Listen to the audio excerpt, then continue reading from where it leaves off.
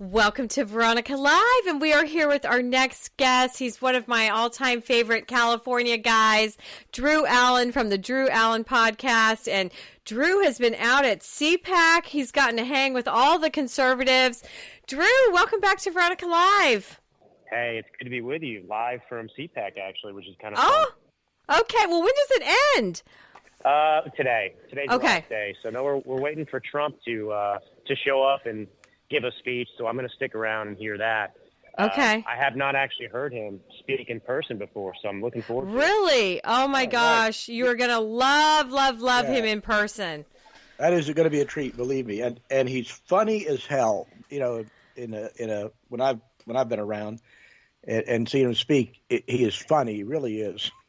Well, and he's fighting the fight. So tell us about your experience, Drew, because you sent me a picture of Tulsi Gabbard. So I assume you heard her speak, and she's excellent as well. A former Democrat that she's, I guess, just declared, she says she's an independent now. But I think if you're showing up at CPAC and the event I met her at last September, it was a Republican event. We're close. We're close to the conversion, Drew. Yeah, we are. I mean, I think that voices like Tulsi's who are coming out in support of President Trump, they certainly drown out some of those other voices that would, say otherwise. And, I actually had time, was able to spend some time with Tulsi, and I was around her. In fact, to be honest with you, she's a client right now. So anyway, I actually was escorting her from her speech over to Bannon's War Room, where she was on for a little bit, and so cool. I'll just some observations. I hadn't actually met her in person before, but she's got the it factor, if you will. She's just natural, so at ease. Maybe it's the Aloha Hawaii thing a little bit as well, but a super special woman. I got to be honest with you, and I think she terrifies the left because she's a strong woman. I mean, this is somebody who's still a lieutenant colonel in the reserves. She is. So anyway, I was able to watch her interact with people and speak, and I got to say, I'm very, very impressed with her. And I forget that she's only 42, I think it is. So she's young. Yeah, well, I wish she was like the Nikki Haley, because I could probably tolerate her. If you want to torture terrorists, tie them down and make them watch continued Nikki Haley speeches over and over and over again, Drew. Which I'll come back to CPAC, but today it's happening with Nikki Haley and Trump in her state, and she's going to be crushed. So I wanted your thoughts on that. Yeah, I'm so excited to watch Nikki Haley just get utterly humiliated like she deserves to be in her own home state of South Carolina. It's going to be delicious, I believe is the word. And I've never used that word before like that. I like that. Delicious, to watch. But, I mean, I'm just so impressed. I was talking to somebody earlier about this with, there are many, many positive qualities to Trump. But one of those things is just his relentless work ethic. I mean, this is a guy who's coming out here. He's going to give a speech here. He's got to get back in South Carolina. This is a guy that never stops. And no, he doesn't. I wish some of the people that are quick to condemn him on every little news story that comes out attacking him would actually have some recognition for how special and unique he is. If any of us were facing one indictment, if any of us were facing one of these politically targeted and motivated prosecutions, we would freeze. We would be motionless. We would just stall out because of the pressure. And this guy has all of this going on, and yet he keeps moving. He keeps delivering speeches. He keeps going. He keeps going to rallies. He's going to South Carolina. He's still talking to the American people. And people should look at him as a human being. He's not a robot. Think about what he's able to do and what he is doing. It's a marvel to watch at this time in history. Somebody sustain it. It's worse than it was. As bad as 2016 was, and throughout his presidency with all the coups. I mean, they're still doing it, and he's still going forward. He hasn't given up. My goodness, the guy deserves some respect. No, he's incredible, because I was our Trump chair in 2016, and he came, I got to see him 3 times at 3 rallies I worked, Drew, and it was more than an hour speech on fire. And then, towards the end, he did 5 rallies a day at the end of his campaign, the last leg. So he's just such a he fights so hard for America. So I guess what is your takeaways there at CPAC? Have you got to see some of the other speakers? I watched the Lord Trump speech this morning.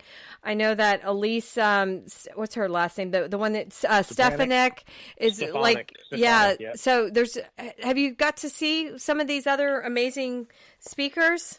I haven't heard anyone speak because I'm a publicist, so it's a little bit you've been different busy here. right. I'm not gonna lie. I've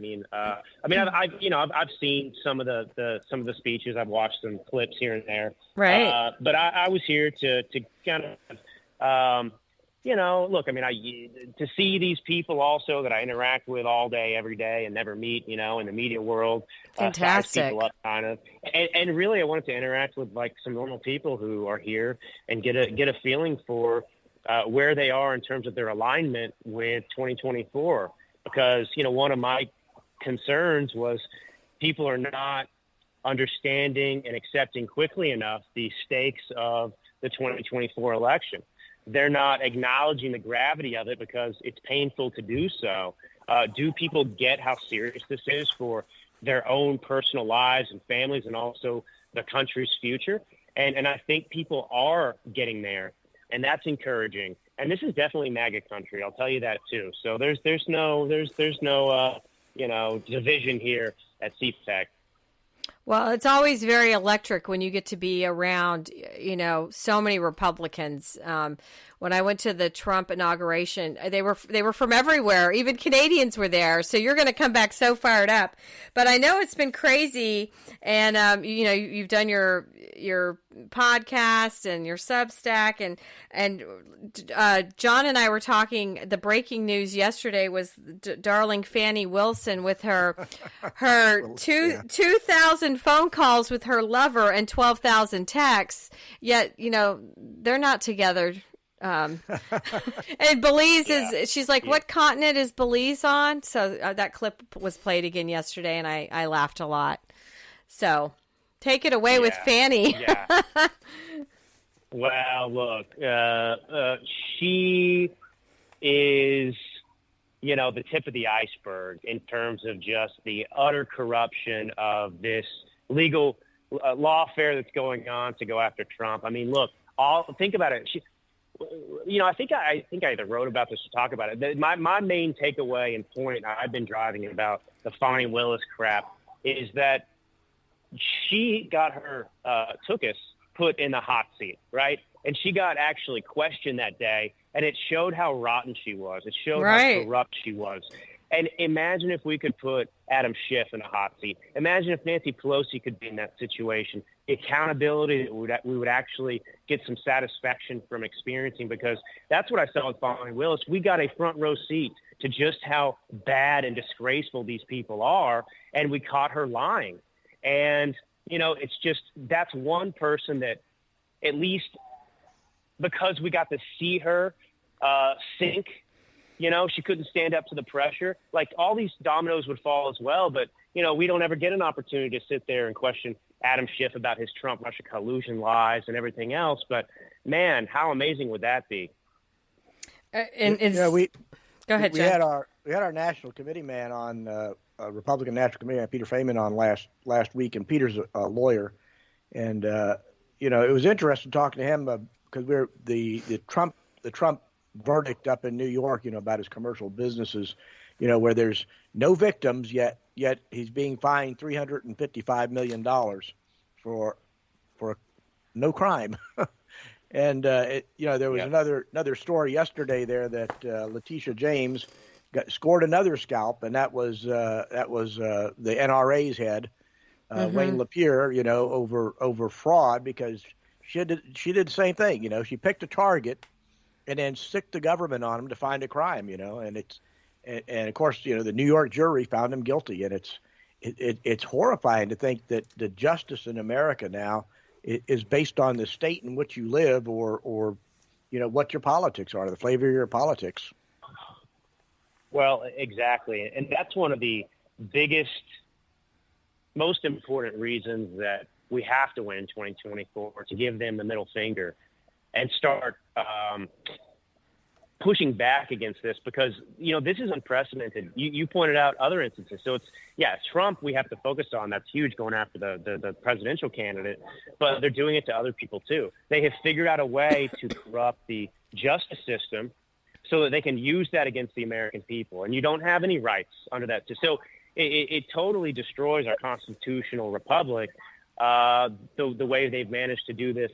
And it can't stand, because you're right. I mean, no one's safe. These are show trials. The government can go after you and you'll have a trial, or you'll have, it looks real. It's in a courthouse, but everything else that follows is just an act, but unfortunately has dire consequences because you're going to find yourself in prison for a crime that you never committed. Well, it's so embarrassing. So I wanted to know too, how's your book doing, America's Last Stand? Because you are a Trump fighter, and it's such an excellent book. So how's that going, Drew? Are you able to pitch that around when you're running around CPAC as well? Yeah, I did a little bit. I got into some people's hands. It was fun to see some other clients. I spent some time with Chadwick Moore, who wrote the Tucker I love biography, him. which Yes. is just tremendous. Dr. Naomi Wolf, I've spent a lot of time with her. She's a client. So it's been very fun, and that's been encouraging too, like talking to these really brilliant people that, I get to do PR for, but I haven't really spent time with personally. So that's been amazing. And I've given some of them the book to read. It's a weird space I live in because, it's like there's like two Drews, there's the publicist Drew that, that gets interviews and books interviews for all these, well-known people with books and so on and so forth. And then there's the other Drew that actually pre-existed this Drew, which is just the pundit, the author, and everything else. So it's kind of weird. I mean, I'm not really putting on both hats, I mean, occasionally, when it's appropriate, I'm giving the book because it's super important. I want people to read it. I think it will make a difference in the country. But there's some limitations in terms of just what I believe to be appropriateness, I guess, as the publicist here. That I hey, this is Naomi Wolf. Let's interview her, and then here's my book, by the way. So but no, it's going well. Oh my goodness! Well, I know you talked about that leaked the discussion about the Russia space nuke, and it was such a big deal, and before we knew what they were talking about, John and I had chatted. I'm like, well, what could it be? And then why are they pushing this out? Are they trying to scare us again with another, fake narrative? So I wanted you to chat about your thoughts on that. It was a distraction from other news items that were bad for Biden, for example. But the secondary thing is they're trying to force Americans to rally behind this corrupt war going on in Ukraine. And I cannot believe that they're actually going to go Trump-Russia collusion 2.0. I mean, this is actually what they've decided to do in 2024 now. And, I try to make an analogy to explain what's going on. I mean, it's revisionist history. It's not even true. But if you look at what the Democrat Party has done with their history with regards to racism in America, they created this artificial narrative. So they say, for example, that, in 1964, when LBJ signed the Civil Rights Act into law, that was the moment of the big switch. And I write about this in my book too, but it's the moment in which they claim Republicans, despite their entire history being devoted to righting these wrongs and giving blacks the rights that they were afforded under the same Constitution that we all live under, that, the Republicans magically became, racist and the Democrats became champions of blacks. But that's the story they pitched to people. And so with this Russia thing, I've tried to remind people that, they're trying to say that it's Trump, it's Republicans, it's MAGA who are pro-Putin. But if you go back to the Obama administration, remember, it was Hillary Clinton Obama who sold them a fifth of our uranium stores. It was Bill Clinton who got paid $500,000 in Moscow to give a speech. And shortly after that, the deal went through to give Russia our uranium, which is used to make nuclear weapons. And so, and also, if you think about the Soviet Union, it's communism. Which party has the communists infiltrated since the 1920s? They went to Hollywood. They went to the left, to the Democrat Party. So now they're trying to tell us that, no, ignore all of this. It's the Republicans, and MAGA who are pro-Putin and love Russia. I mean, it's just nonsensical. Very crazy. And I want to, we haven't chatted with, that border bill failure and what's been happening in Texas. So what's Drew thinking about all of this? We had that sadly, I think it was Thursday, a University of Georgia nursing student was killed now. It came out this morning that it was a Venezuelan. I mean, it had a Hispanic name, and I go, I bet he's an illegal. So, this is why I want our border closed, because now a family is suffering. They've lost their beautiful daughter, and this wouldn't have happened if our border was closed. And apparently they've shifted from Texas, and I guess they're coming into California now by large numbers. Yeah. Well, of course, Texas is putting up a fight and trying to prevent it or slow it down at least. So they just say, well, there's another border state, California. Gavin Newsom's there. He'll let us in. And that's what's happening. So now they're just going through a different pathway. I mean, this is treason what's happening. I mean, I'm not being hyperbolic. I'm not trying to, instigate anything, but that's exactly what this is. And, if you use the Democrats' own logic, anytime there's a shooting, well, certain shootings, right? They say we have to, ban guns if it'll save one life. Well, if we ban the illegals and they weren't here, we would have saved these lives too. So by their own methodology, we should be closing the border. And I don't know if that would resonate with people or not, but I think it's a point worth trying to make is that, hey, you guys say if it'll save one life. Well, people are dying from fentanyl far more than from guns. And you've got illegals now that are also killing. So, we have to save these lives. And don't you guys want to do it? I mean, but, we don't really play offense, so I don't know what we're doing.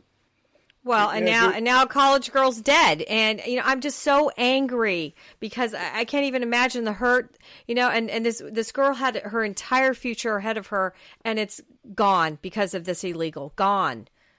And nobody cares. Think about this. Oh, go ahead. Well, I was going to say, you follow that on. What do you think of this phenomena where in the big cities, and I saw this interview in Chicago a couple of days ago, where the blacks and minorities are upset that this, I'll call it the spoils that they've, and the one lady said earned over time, that they're now all going to these illegals and they're taking away their stuff. It's like the race to the bottom on welfare or something. But they're going to actually vote. The lady said, I'm going to vote Republican for the first time in my life because I'm tired of them giving my stuff to the illegals. And she's talking about welfare benefits. Yeah. Oh, look, I mean, I think that's a great development. And I think there are a lot of people out there that feel that way. I mean, this country's going to hell, really. And more and more people are seeing it. And it's becoming personal. People don't really change their opinions or become activists oftentimes until it affects them directly. And this is affecting these individuals directly. We're all being affected by inflation and everything else, too. But people tend to overlook that sometimes because the propaganda machine is good at distracting them. But when it comes to that, welfare, and you see this treatment around you directly, it has an impact. So I'm glad to see that.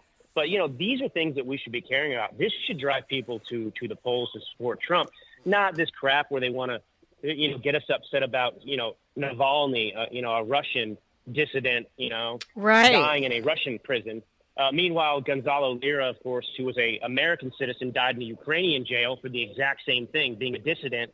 And we don't care. Nobody talks about him. Nobody talks about this poor woman that was just killed by an illegal immigrant. I mean, that should drive people to anger, not somebody dying in Russia. I mean, it could be your child, I'm just over it. My heart is broken for this family, and it's time to take control. I was just talking with you, because stupid Governor Newsom is like, come on over. Well, let's put up a border, except for where Drew lives, around California. And it's time to cut this off. It's out of control. And how many people have left California now because of what's been happening there? A ton. Well, hey, I just recently it dawned on me, in addition to the many reasons that they want to bring in illegals to the country, one of the reasons they also want to do it is to protect their political power. And what I mean by that is not just them voting, but if you think about congressional power, right? How many House seats you're afforded? It has to do with the population of your state. And so when Americans are fleeing California, it reduces the influence of the Democrat Party. Since this comes around, they don't have as much power. So I'll remind you something. So the 3/5 compromise, right, that the left has totally lied about what it meant.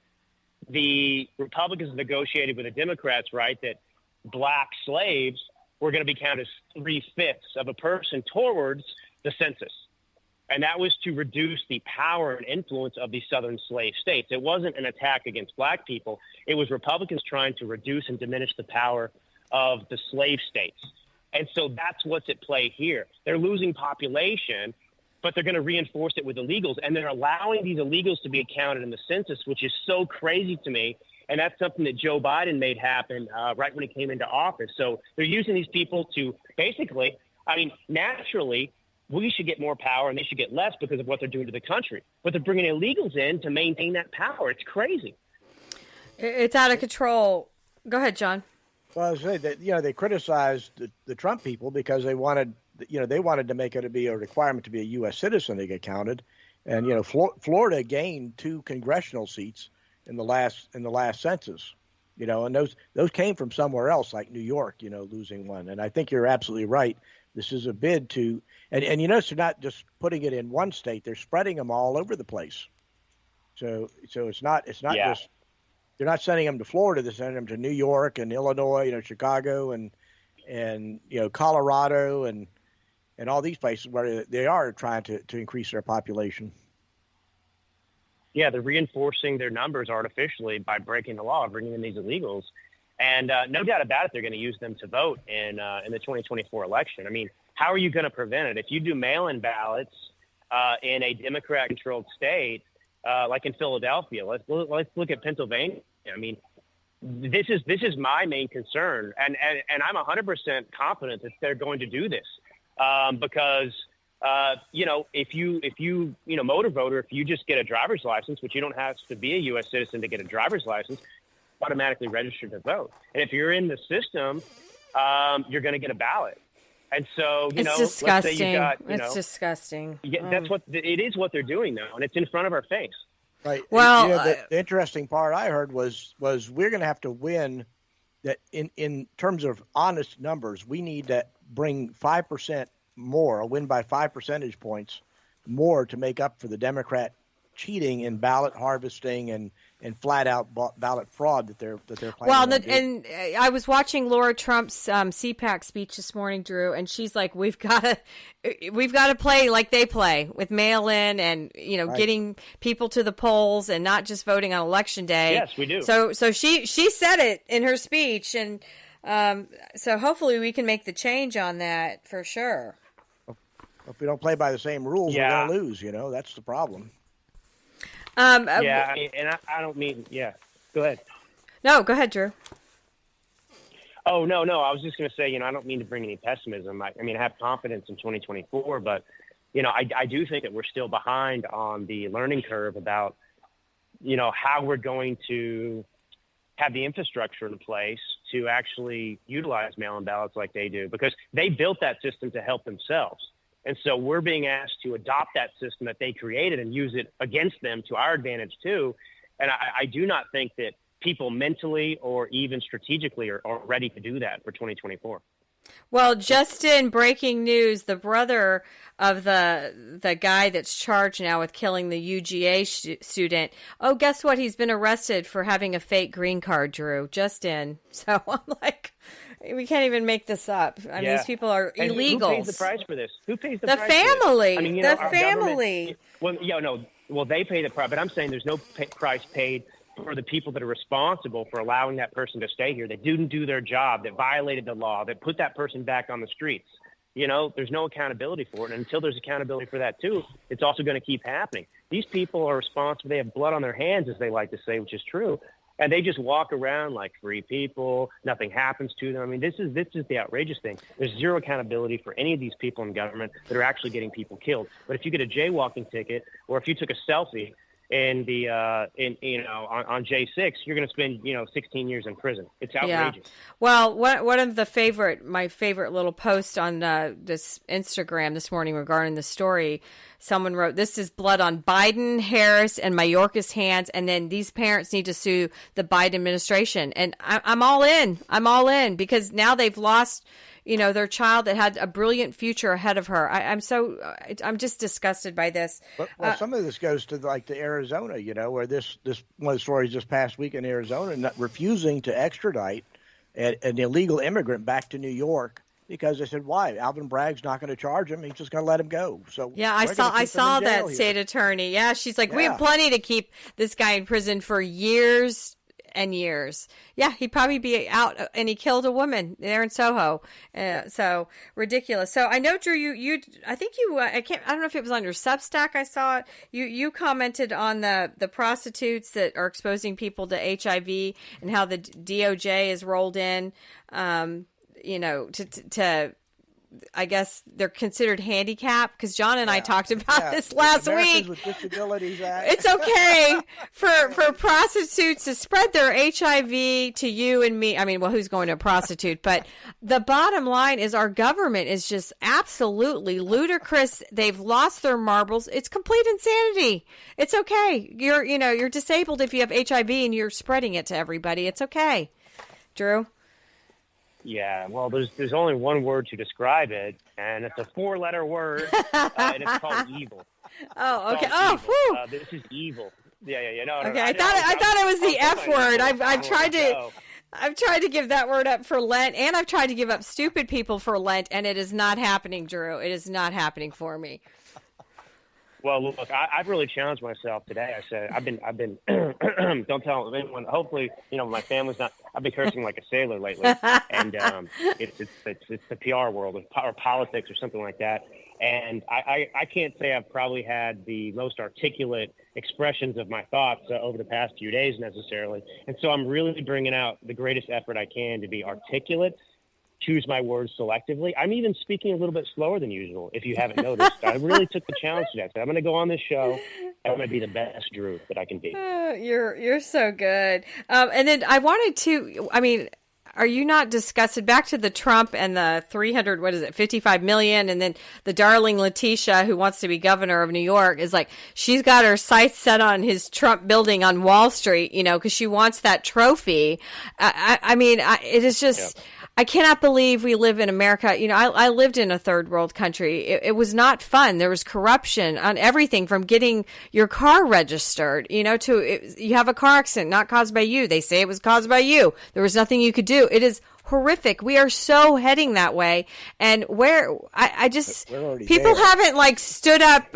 I just kind of wish that all Americans would donate $10 and then we'd pay off this fine for him.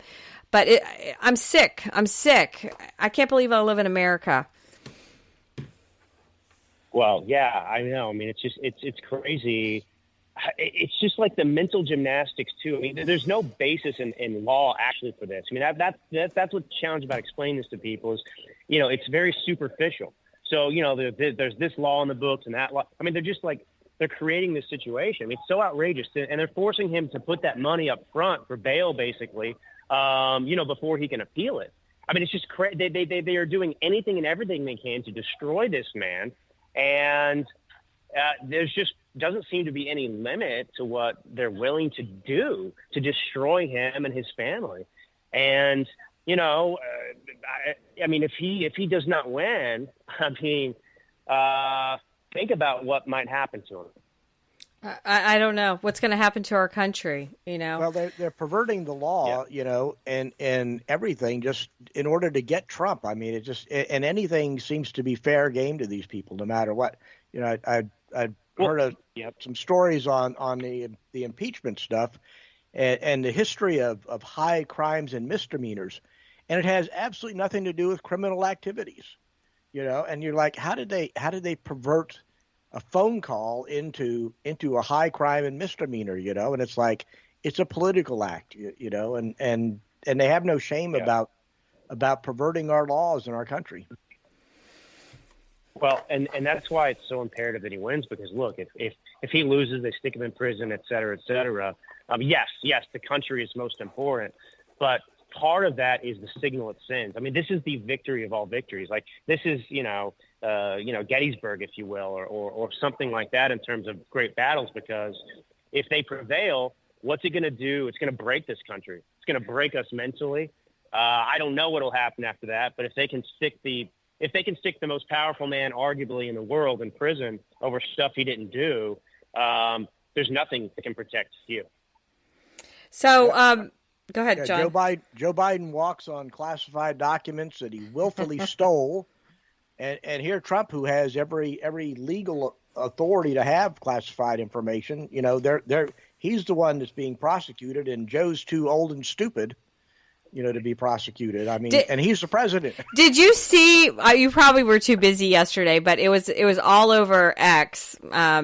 And what is I don't even know what a tweet's called these days, but the tweet had Biden and Pelosi on a tarmac. Oh, that was hilarious. Shuffling. Like she's in her high heels, she's pretty spry for 81. And she's trying to get him to the airplane, and it was literally frightening, Drew. Literally, this man needs to go, and the Dems are embarrassing. To even put this guy forward is just disgusting too. Well, yes. I mean, the sickest, the frailest, the dumbest, the most evil. These are the people that are walking around, and they're the leaders of our country. It's honestly, it's a humiliating thing to watch. Anytime you turn on a TV or watch Biden, the fake president, do anything. It's just because look, when you're elected to office, you do represent something else. So the president is a reflection of the country. And it has a great impact, whether you want it to or not, on the psyche of a country. And so he does transmit nothing but weakness. And that's our enemies see it, the American people see it, and it affects our own way we feel about ourselves. And that's why it's so important that we as people continue to lift America up and talk favorably, talk positively about Trump and what he can do and why we must elect him, because all this pessimism and negativity, it's contagious, but so is optimism. And so we have to be careful. I mean, I had somebody the other day, complain to me, well, if you see Trump, somebody I know, right, that's a Republican, if you see Trump, you tell him to stop, bashing the military. I guess he said something about Nikki Haley's husband, which I could care less about. But this is what our side sits here and does. We take these CNN stories and Trump's at it again. If he would just shut his mouth. No. I'm not playing that game anymore. I don't care. I'm going to defend Trump at this time, and I'm not going to get bogged down in the minutia of what the media feeds me and wants me to be upset about. It's not happening anymore. So I'm not messing with that. All right. Well, I'm going to follow suit. What are we missing, Drew? Because I know you're busy at CPAC. What have we missed that you wanted to share with us today? Because I'm always dying to talk politics and the world issues with you. Well, I don't know. I mean, I think the most interesting thing that I can tell the audience, today is stuff just, that they're not here for. That's real experiences. I mean, it's been so interesting to me. So if you think about a lot of these kind of celebrities, if you will, in this world, like Dr. Wolf, for example, very well known, but you don't really know. Like, you can go on TV, you don't know how many people you're impacting because you're doing it from your house. To walk around with Naomi, for example, yesterday and spend time with her, so many people came up to her and are so appreciative of what she's done for them personally. I mean, it's just like, it's so cool to see that people are having impact. So you doing your show, getting this information out there, it is having an impact. It is important, and it's imperative that you keep doing it and we keep doing it, because people are affected. Chadwick Moore, walking around with him, people coming up to him, saying, hi, I read that book on Tucker. Thank you for writing that book. I loved when he this came stuff on. Resonates, yeah. Okay? Right. Yeah. Well, yeah. Well, anyways, It makes a difference. I'm excited to hear what you think of a Trump speech, because it's electric. I mean, I remember going to working the rallies for him, and I was like, what politician can pack an entire arena like a Rolling Stones concert and deliver and deliver. And he doesn't even have an instrument that he's playing. So you're in for it today, Drew. I'm so excited for you. Carrie Lake's speaking right now, actually. I'm looking through the door. And, oh, my she's on stage. gosh. Wow. Well, we'll let you go. All the Dane Brand people there. And we'll have you back. She's a client, too, by the way. Yeah, well, we've got to hear. All right, well, God bless you. And Trump 2024, we've got to take America back. That's right. Thanks. It's great being with you. We'll be right back on Veronica Live.